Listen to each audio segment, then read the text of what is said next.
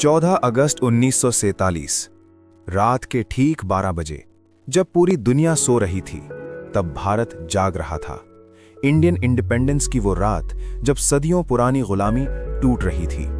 लेकिन क्या आपने कभी सोचा है इस आज़ादी की कीमत क्या थी? कितनी माँओं ने अपने बेटे खो दिए, कितने वीरों ने हंसते हंसते फांसी को गले लगाया। हम कहते हैं हमें आज़ादी बिना खड्ग बिना ढाल मिली, लेकिन सच इससे कहीं ज्यादा दर्दनाक है। इस देश की हर एक इंच जमीन खून से रंगी हुई है। ये कहानी है उस भारत की जिसे कभी सोने की चिड़िया कहा जाता था, जिसे पहले लूटा गया, फिर बांटा गया और आखिर में हमारे पुरखों ने उसे अपने खून से सींचकर आजाद कराया। कहानी शुरू होती है सन 1600 में, जब लंदन के कुछ व्यापारियों ने एक कंपनी की नींव रखी। नाम था ईस्ट इंडिया कंपनी। उनका मकसद था सिर्फ व्यापार, मसाले, रेशम और चाय।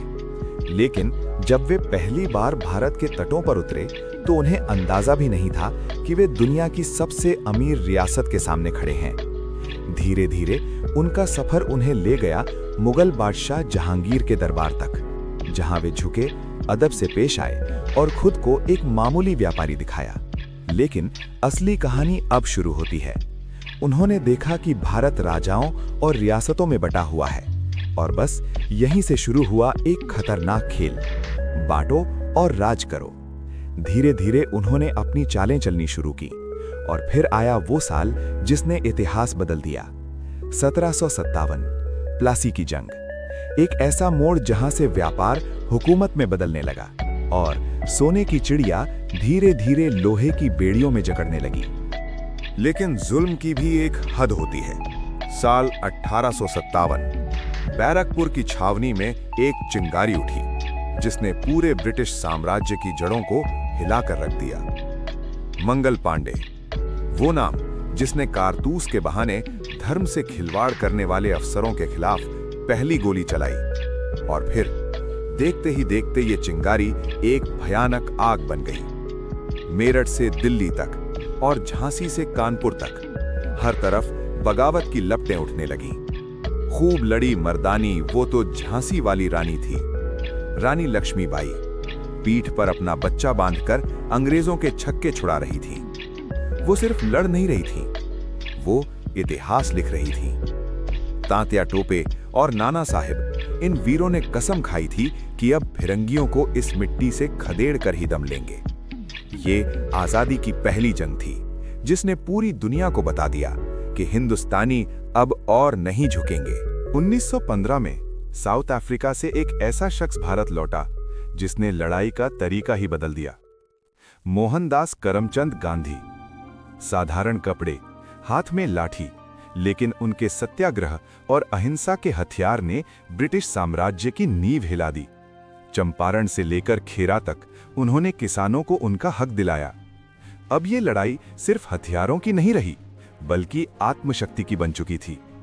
देश को एक ऐसा नेता मिल गया था जिसके पीछे पूरा भारत चलने को तैयार था। लेकिन अंग्रेजों का जुल्म अभी खत्म नहीं हुआ था। 13 अप्रैल 1919 बैसाखी का दिन था। अमृतसर के जलियांवाला बाग में हजारों निहत्थे लोग इकट्ठा हुए थे। तभी जनरल डायर ने बिना किसी चेतावनी के मासूम लोगों पर गोलियां चलवा दी। वो बाग खून से लाल हो गया और उन चीखों ने पूरे देश को हिलाकर रख दिया। उसी दिन भगत सिंह जैसे एक मासूम बच्चे ने मिट्टी की कसम खाई कि वो इस जुल्म का बदला जरूर लेंगे। जलियांवाला बाग के उस कत्लेआम ने हिंदुस्तान की सोई हुई आत्मा को झकझोर कर रख दिया था। अब ये लड़ाई सिर्फ शांति और अहिंसा की नहीं रही, गलियों में एक नया नारा गूंजने लगा था, इनकलाब जिंदाबाद। उधर बनारस और कानपुर की तंग गलियों में कुछ नौजवान एक बड़े धमाके की तैयारी कर रहे थे। राम प्रसाद बिस्मिल, अशफाक उल्लाह खान और चंद्रशेखर आजाद, इन शेरों ने मिलकर बनाई हिंदुस्तान रिपब्लिकन एसोसिएशन। इनका मकसद साफ था, हथियार का जवाब हथियार से देना। 9 अगस्त 1925 काकोरी। चलती ट्रेन को रोककर इन्होंने ब्रिटिश खजाने को लूट लिया और अपनी ताकत का एहसास करा दिया। अंग्रेजों के पैर उखड़ने लगे थे, क्योंकि अब ये लड़ाई महलों से निकलकर जज्बे की बन चुकी थी। काकोरी ट्रेन एक्शन के बाद क्रांतिकारियों की आग थमी नहीं थी, बल्कि और भड़क गई थी। साल था 1928, जब अंग्रेजों ने भारत के लिए नए कानून बनाने साइमन कमीशन भेजा। लेकिन इसमें एक भी भारतीय नहीं था। पूरे देश में नारा गूंजा, साइमन गो बैक। लाहौर में लाला लाजपत राय ने इसका नेतृत्व किया। अंग्रेज अफसर स्कॉट के कहने पर लाठीचार्ज हुआ। लालाजी के सर पर गहरी चोटें आईं और मरते वक्त उन्होंने कहा, मेरे शरीर पर पड़ी एक एक लाठी ब्रिटिश साम्राज्य के कफन की कील साबित होगी।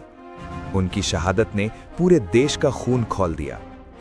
लालाजी की मौत का बदला लेने के लिए नौजवान भारत सभा के शेर भगत सिंह, राजगुरु और सुखदेव, इन्होंने जेपी सॉन्डर्स को ढेर कर दिया। लेकिन असली धमाका अभी बाकी था। 8 अप्रैल 1929 को भगत सिंह और बटुकेश्वर दत्त ने सेंट्रल असेंबली में बॉम्ब फेंका। उनका मकसद किसी को मारना नहीं था, बल्कि बहरी अंग्रेज सरकार को जगाना था।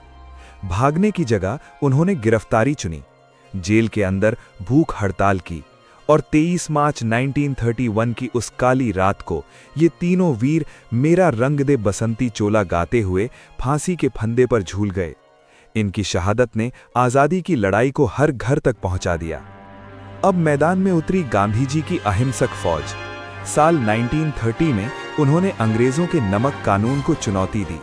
साबरमती आश्रम से दांडी तक की 240 मील की यात्रा, शुरू में कुछ लोग थे, लेकिन अंत तक लाखों का कारवां जुड़ गया। एक मुट्ठी नमक उठाकर गांधी जी ने दिखा दिया कि भारतीय अब किसी भी गलत कानून को नहीं मानेंगे। देश भर में लोग सड़कों पर उतर आए और अंग्रेजों का बॉयकॉट शुरू हो गया। जब दूसरा विश्व युद्ध शुरू हुआ, तब नेताजी सुभाष चंद्र बोस ने समझा कि ये सही मौका है दुश्मन पर प्रहार करने का। वो देश से बाहर गए और जापान की मदद से आजाद हिंद फौज का गठन किया। दिल्ली चलो और तुम मुझे खून दो, मैं तुम्हें आजादी दूंगा, इन नारों ने सोए हुए भारत को जगा दिया। हालांकि नेताजी का अंजाम एक रहस्य बन गया, लेकिन उनकी फौज के डर ने ब्रिटिश इंडियन आर्मी के भारतीय सैनिकों में भी देशभक्ति की आग लगा दी। साल 1942 गांधी जी ने अपना सबसे बड़ा नारा दिया, करो या मरो। पूरा देश क्विट इंडिया के नारों से गूंज उठा। हर शहर, हर गांव में अंग्रेजों के खिलाफ विद्रोह हुआ। अंग्रेज समझ चुके थे कि 40 करोड़ भारतीयों पर अब बंदूक के दम पर राज करना नामुमकिन है। लेकिन आजादी की ये खुशी अधूरी रह गई। मुस्लिम लीग और मोहम्मद अली जिन्नाह की जिद के कारण देश के 2 टुकड़े कर दिए गए। भारत और पाकिस्तान का विभाजन हुआ, एक ऐसा जख्म जो आज भी हरा है। 14 अगस्त की रात पाकिस्तान बना और 15 अगस्त 1947 की सुबह भारत ने सदियों की गुलामी की जंजीरें तोड़ दी। लाल किले पर तिरंगा लहराया गया और पंडित नेहरू ने कहा, जब पूरी दुनिया सो रही है, भारत नए जीवन और आज़ादी की ओर जाग रहा है। दोस्तों, यही थी भारत की आज़ादी की कहानी। आज हम जिस स्वतंत्र भारत में जी रहे हैं, वो हमारे वीरों की कुर्बानी की वजह से। हमें इनका बलिदान कभी नहीं भूलना चाहिए। और अगर आपको ये वीडियो अच्छा लगा तो वीडियो को लाइक करें और इस वीडियो को अपने दोस्तों के पास ज़रूर भेजें। और फिर मिलते हैं अगली वीडियो में अनकही क्रांतियों के साथ।